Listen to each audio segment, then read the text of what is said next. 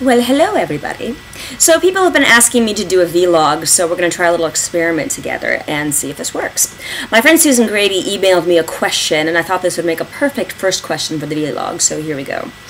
She said, question, authenticity versus white lies. I know it's more about being honest with myself, but how about white lies to others? Curious, your input. Thank you, Susan. So, what I teach are teachings basically from the Oneness University, and the idea behind them is an overarching reaching towards freedom, for total enlightenment toward freedom and awareness of your mind. And in those teachings, we teach about inner integrity and authenticity. And that means being true with yourself in every moment. So rather than being like, oh, I can do better here, I can feel better, really just sitting back and saying, no, this is how I feel, and I'm going to be real with that. And that's not to say, this is how I'm going to feel, and screw everybody else, and I'm going to go for what I want. Because the missing component there is compassion. So let me give you an example.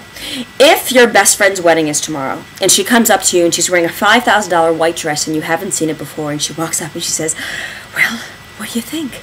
And you look at her and you think, holy shit, it's atrocious.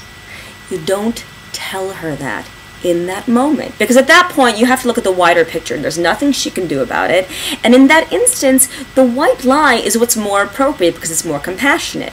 Now the teaching is to look at what your mind thinks. So when she walks up to you, you might notice your mind being all judgy and being like, oh my god, that dress is atrocious, what the hell was she thinking, why didn't she show me this before?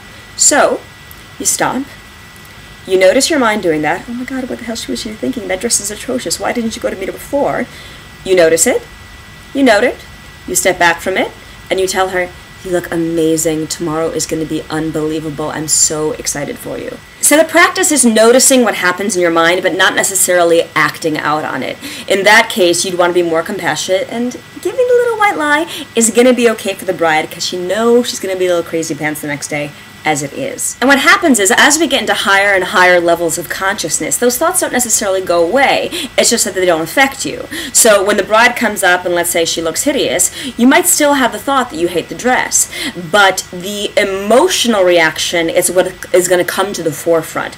So you might see her and be so overwhelmed in the joy and the love of the occasion, the joy and the love will swell in you and overtake your body as a physiological response, and the thought about the dress will just be something to float by. Obviously, that's the optimal situation for all involved. So to answer your questions is, in my opinion, a little white lie is not going to halt your evolution in consciousness. We do also want to be mindful that we live in the wider world. So we want to take personal responsibility for who we are, but be mindful of the people that we love and make sure that it's the best experience for all of us. Namaste.